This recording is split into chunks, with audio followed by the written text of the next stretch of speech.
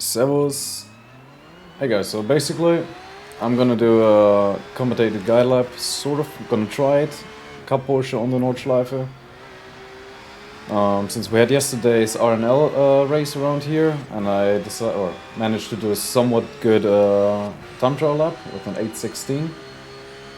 Lap definitely has still some improvement possibilities, but yeah, I think it should be good enough, so maybe you can pick out one or two things that I'm doing differently to help you get a little bit faster. I'm gonna start it right in here. Also, first of all, sorry that everything is a little bit pulled out of the head here. Don't really have keybinds to adjust speed and everything, so we'll just have to deal with it. Maybe for the future I'll find a better way. Anyhow, first corner, roughly here where the pit exit line gets out.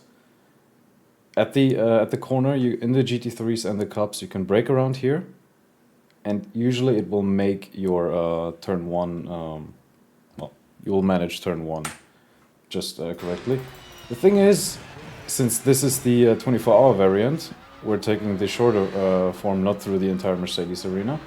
You want to rotate your car early on and really make it so that you can push out. Man, my English is really well today. The Cup Porsche is a little bit different to the GT3s especially. It still has the older tire models where you can it can take some wheel spin.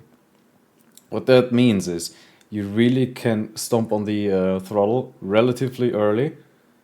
It will even nicely rotate because obviously you have less grip. It's not a GT3, it won't rotate as nicely under higher speeds or even sometimes on lower. And with that you can just extract more time out of it because, yeah, the tires are just that much more forgiving at first. The later on you get, as soon as the tire temps are at the higher places, yeah, I think we all know how that will end. Anyhow, next corner, right here, where the start of the grass starts and the end of the short variant that is, I think, used for VLN or nowadays NLS. Brake down to fourth, into third. Let it rotate. Feel the car to keep it stable a little bit with throttle. Because as soon as you let off too much or brake too much, the car will turn in. If you keep it a tiny bit on load, it will stay stable. I mean, that's the beauty of the Porsche with the rear engine. On power, the car becomes more stable. Same here, as soon as the curb starts on the right side, go on the brakes, downshift to second, let the car rotate around, and then on throttle, again, stabilize it and maximize your exit. Actually, wow, that deletes everything. Lovely. Up next, as you saw, there was a tiny patch of black marking on the AstroTurf. That's usually where you can pick your braking point again. In the curve, I usually tend to like to take a V-line, so go a little bit further in, again let the car rotate more around, and then be on power earlier. This is actually nice as well if you're trying to defend, because the guy behind won't be able to sort of outbrake you. But obviously also you can take a more different line where you just don't dive too deep into the corner and just rotate closer to the apex around and just keep a more average cornering speed. Up next, Schumacher is. Go on the curbs, lift a tiny bit so the front end bites in, straight on power, take a little bit of the right curb, keep going. Up next, right side, as soon as the AstroTurf starts, tiny bit earlier actually. Here you could have cut a little bit more on the left side. All third gear, again here, let the car, really need to try to feel the rear end moving around, because that's your way of of getting out, of extracting lap time. Here, 70 meter board, down to third, highly attack the left side of the curb here.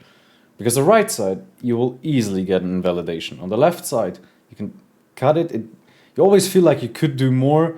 It's just, I still also haven't figured it out perfectly, but you can cut a lot more on the left side, and with that also keep a much nicer line through the right-hander, the chicane.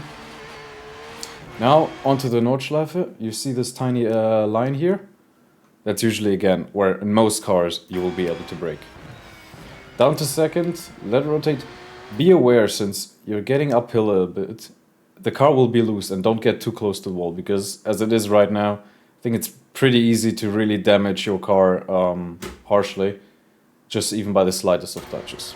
But yeah, after you get next to the barrier, move a little bit to the right, downshift second, rotate again, early on power to stabilize the car, push it out. Here, almost flat, I didn't really have the cojones, but again. So here, you will see a slight dip in the track around here. And this is where you can brake again. You will want to brake, or that's how I did, brake hard, leave it a tiny bit to let the front bite in, and then go back straight in it. Later on, next to the corner of Wehrseifen, you will see again what I mean with that. So brake, let off a little bit, so the car you can position to take the left hand and then the right hand, brake hard again, and cut the curb on the right side. Here, Hatzenbach, take a lot of curb. Around this section, let the car roll, sort of. Don't push too hard, because usually if you go around here, especially now here in Rennsport, and some other sims, you can be a little bit more aggressive, such as R Factor, if how I remember it. But let the car just glide through there. Just try to keep it as stable as possible. The right side, you can cut, the left one you don't, and here on the exit again, you will be able to take the curbing. But again, it's just be patient here. That's the main advice I would give. Stay in third. Try to avoid actually the curb here on the right side, because it will just unsettle the car. Then third gear all the way out. Oh, another thing, rev the car out until its final RPM. For some reason, it's just faster. Here, stick it in fifth, rotate a little bit so the front end bites, punch it out as soon as you feel again that, well, at one point you will have to driven the car a little bit more. You will kind of get a slight feeling on how much you can push the car around corners. Yeah, just try to maximize it there so you keep the most speed for the straightaway. Here, oh, let's actually do it like this. Yeah, at Schwedenkreuz, I think you almost probably, if you get more used to it, you probably could also take it flat. I don't know if I did. I didn't. I lifted a little bit because I'm scared. Left side of the curbs. As soon as the curbing ends here, again, actually a little bit earlier, just by feel. I mean, the Cup Porsche, especially towards the end of a stint or next second lap, third lap, fourth lap, you will want to shift your braking points a couple of meters earlier. But here, as soon as it drops on the left side, actually made the mistake of staying too far to the right side, which compromised the right-hander afterwards, obviously. I'm tighter on the entry, not good. But here, as soon as the curbs stop on the left side, brake, try to move it, even you potentially in the braking line, you can move, you don't have to be in a straight line forward. You could also go in a straight line to the left, so that you have a better entry here. Here, again, third gear, not ideal for me because I was too far to the right side. Anyhow, just third gear, down fourth. You can take even a little bit of curbing on the left side. Just be aware, it unsettles the car and potentially you could spin out. Now exit Foxhöhle. Fuchsröhre. There's a pole or sign on the right side. This white one. This is my marker where you want to start to brake. Brake down to fifth. I don't really tend to accelerate much through these middle parts, but luckily we don't have the latest version of the scan, so this curb you can still fully attack. Go over it. Brake down to fourth. I mean, yeah, I take a tiny bit here, but if you're not feeling that comfortable, just let it roll up until you reach the S section. Adenauer, I think. The Adenauer Force, the other one was Armberg. Just let it roll until here, down to second. Another point here is try to keep the car as much to the left side here. Because the further you go to the right, the more you will compromise the exit and the tiny straight section until you get to Metzgersfeld, I think it is. So here, again, try to stay to the left side, you can get a good exit and just take it on. Here, for the perfectionist, minimize the track length, so really take as much of a straight line as possible. Now, next up, you will see the asphalt on the right. It's going to, man, we're already at 10 minutes and I'm not even halfway through. Here, you will see the end of the asphalt, or this patch that they fixed at one point. Take this sort of as the guidance of an entry. Let run around. As soon as here again the curbing ends, you can brake. Third gear down, rotate around. Since it has a lot of banking, you can be really confident going in there. Now up next, a little, should we show like this? A little past this sign, like 10-20 meters. You can take your braking again. Just normal corner. Now here's the thing, with the Cup Porsche especially, you can take this flat. But what do you need to do with this? Force yourself a little bit to take it tighter than you would want to normally. Because on the left side you have a little bit more banking, it dips down a little bit more, and it just pulls the car to the light, allowing you to go full throttle through there. Now here, miss. Stay on the outside, let it do its thing by just keeping it slightly on the brakes. Let it be in a slight slip angle, and then out of fourth gear, punch it out. Because there's no reason at the final one, especially because there's a little hump to keep it on the inside. Just let yourself pull out towards the outside. Now here's the second part where I mentioned, same as Hatzenbach earlier. There's gonna be another patch in the asphalt, as you will see right here. Brake hard, let off the brakes a little bit so that the car pulls in, and then back hard on the brakes. The car has ABS. It will take it, you won't lock up. Also, if you manage to go up until here, I tend to run at the moment like 8 to 9 ABS and 50, 51, 49 brake balance. It always kind of depends on how I feel in the moment, and also what track it is. But here for Nordschleife, it just feels like 50, 51 as well for the first lap. The further on this I go, I tend to move the brake balance a little bit forward because the rear end just gets more loose, so that I'm a little bit more stable on the entry, trying to manage the tire temps. But yeah, again, you have your markings around here. Brake. As you could see, I let off, I don't know, oh, actually wait, no, that was from shifting. I let off the brakes a little bit and I'm back on the brakes. Second gear, here, go flat. It looks sharp, but you can go flat. Oh, to the Adenau Bridge. Slightly earlier than the end of the curbing to the right. Brake. Third gear, let it run around.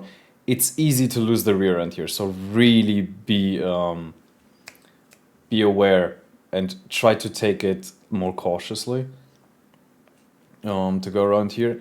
Again, you will gain more, you will lose less time if you go a little bit more scared, cautiously through it, than when you will try to maximize it and losing a lot due to spinning out.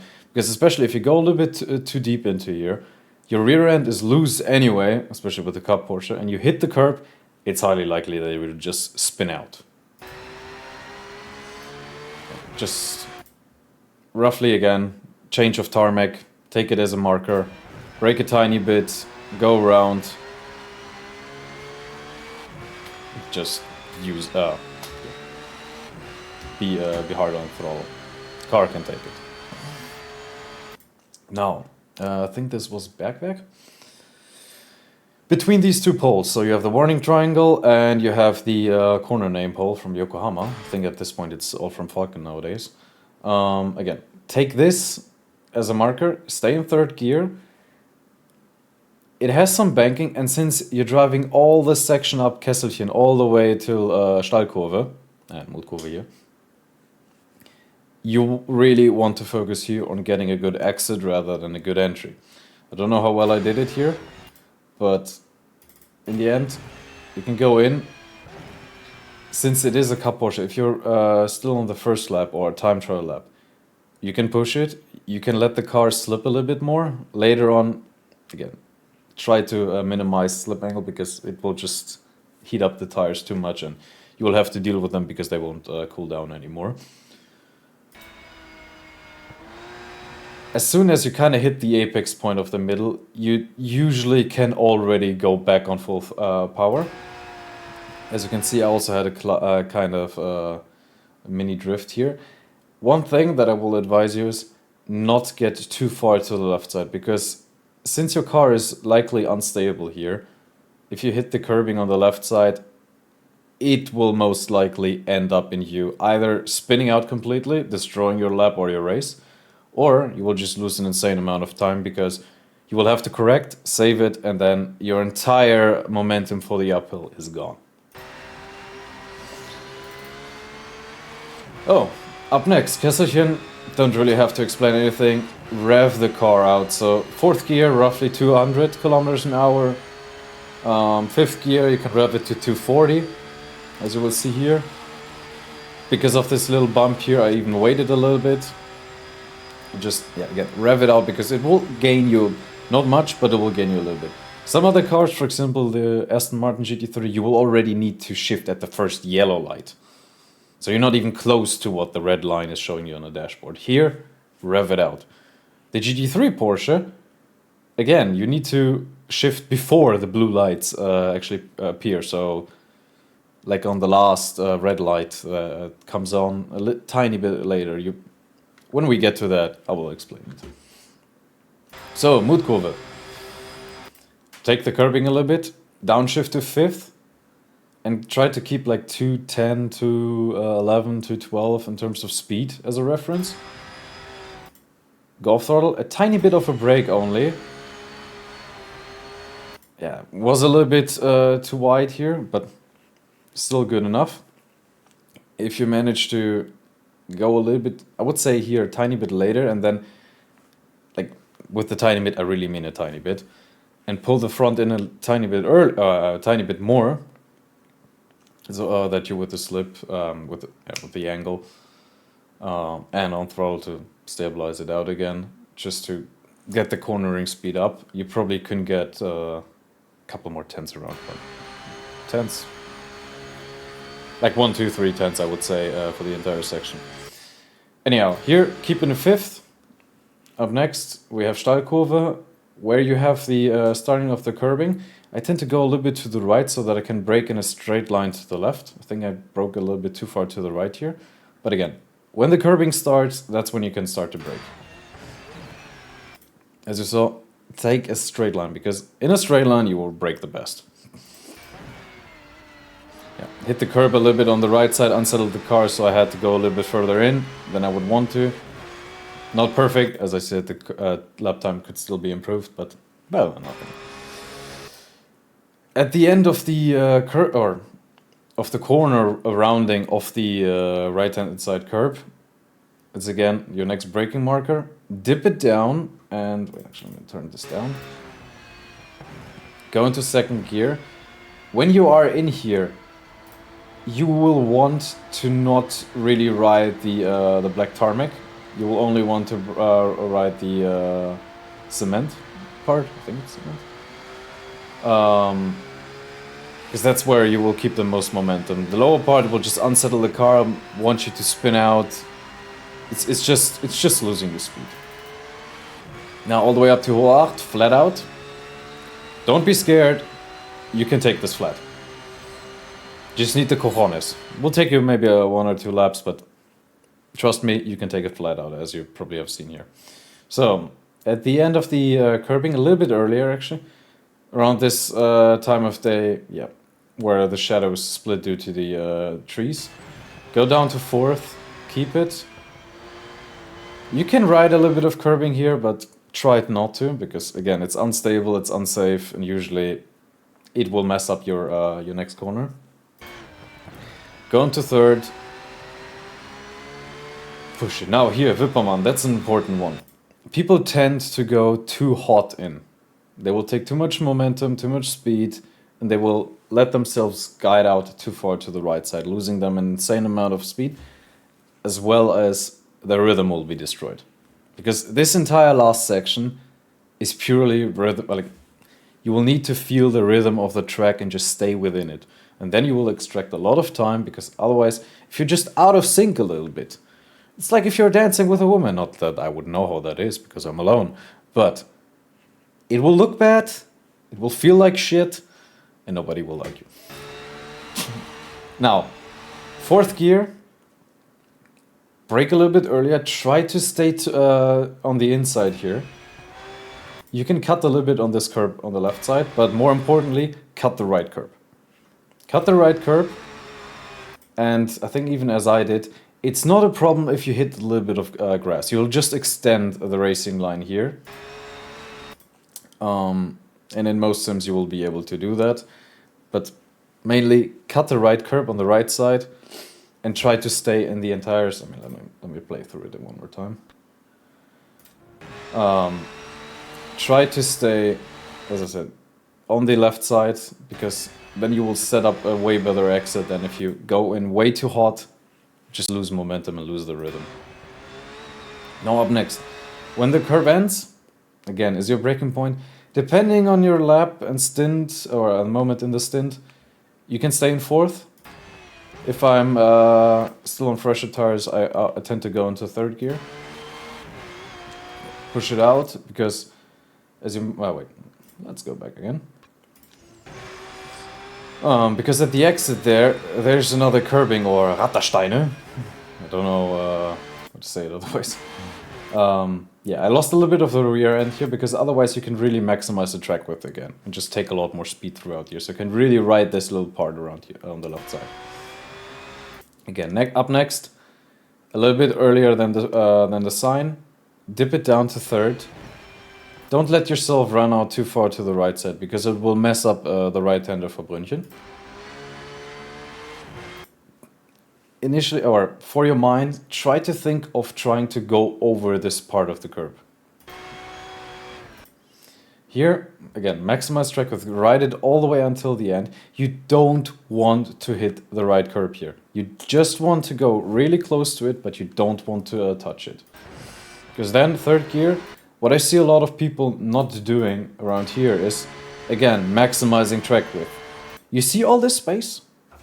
A couple centimeters more to the left will mean you can take a lot more speed throughout here. And don't go back on the track. You can stay on that curb. Because as you can see, you can go all the way to the back, maximizing track width, giving you a better entry for this right-hander again. It's just... you're just leaving out potential if you drive back on fully on the track beforehand. Here, relatively similar. Yeah, the track ends here. Curb is all the way over there. Take the white line. Don't run over and get over the curb, because then the car is uneven, you will be unstable and most likely spin out or lose a massive amount of time.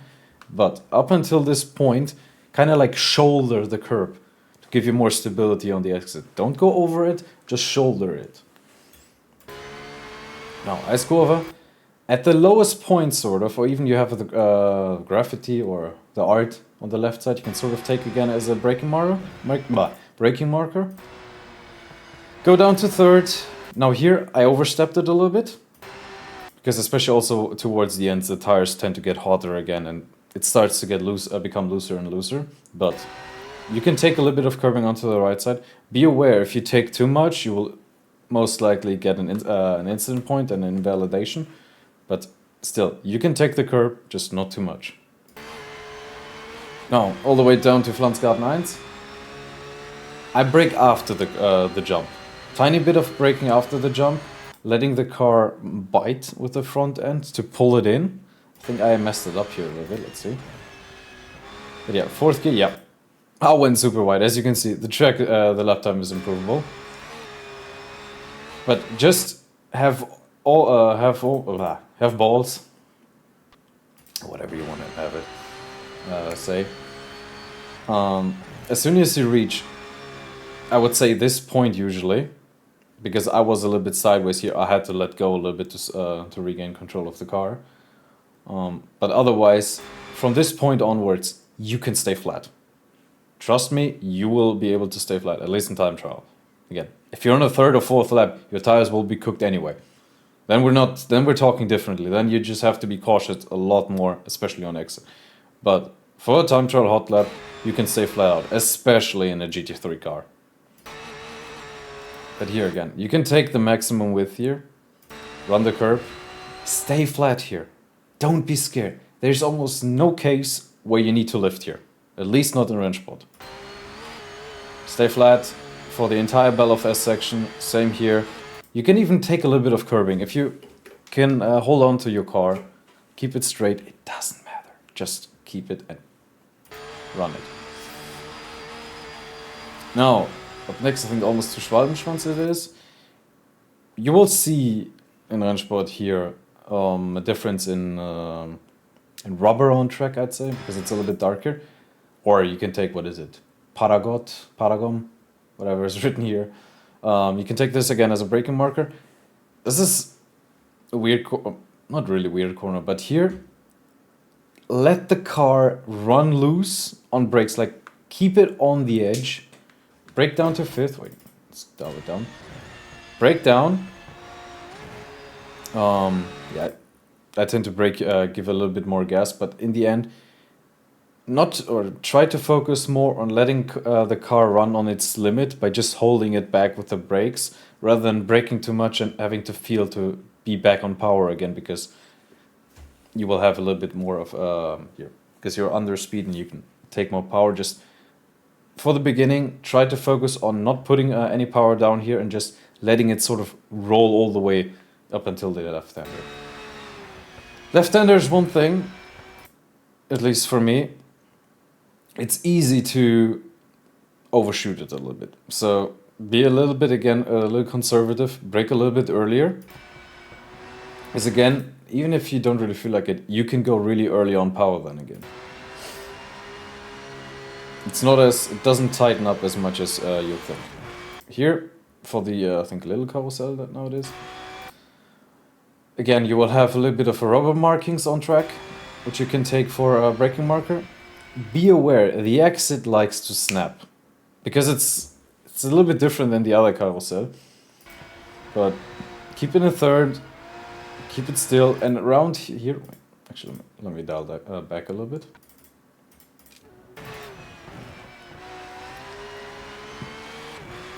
So, as you can see, you also have a lot of tarmac place at the bottom, but here the difference isn't the angle. Like this part of the tarmac with the cement, or yeah, I think it's cement, it's not different. They both have the same angle, so you can attack all the way down to the curb. And as soon as you think that you could go straight out, you will let yourself leave to the right side. You will go, in order to not lose the car, push straight out. So if the corner rotates like this out, push the car out straight. Yeah, best example ever. Nobody will understand me anyway. But here, instead of trying to stay to the left side, move out to the right, or move out straight to the right, sort of.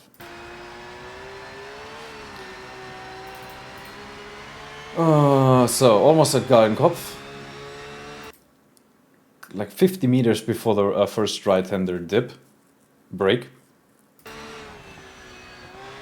Let it out, and here, it's important. Let yourself run out wide. Why? Because again, in Rennsport, almost every car can take this flat out. I'm a little bit off throttle, like not completely off throttle, I'm not full throttle here, to let the car rotate in with the front, to get myself that slipping, to get myself that rotation. And as soon as I have that, feeling-wise, usually a little bit earlier than the curbing starts, you can go flat out and just hold it at the limit of what your force feedback will tell you and guide yourself all the way to the outside. No, Döttinger Höhe.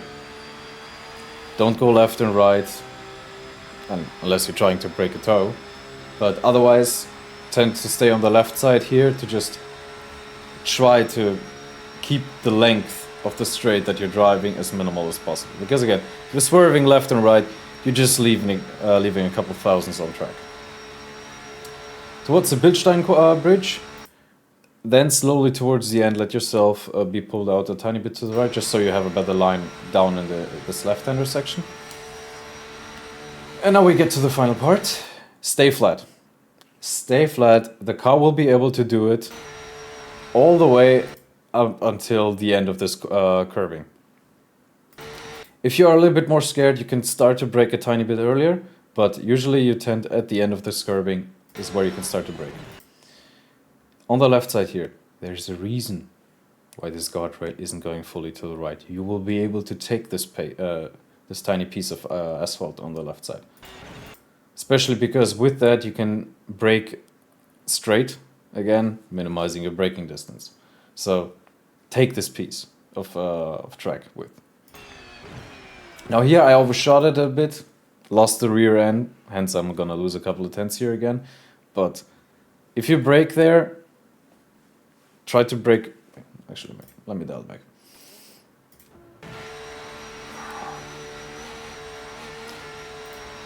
So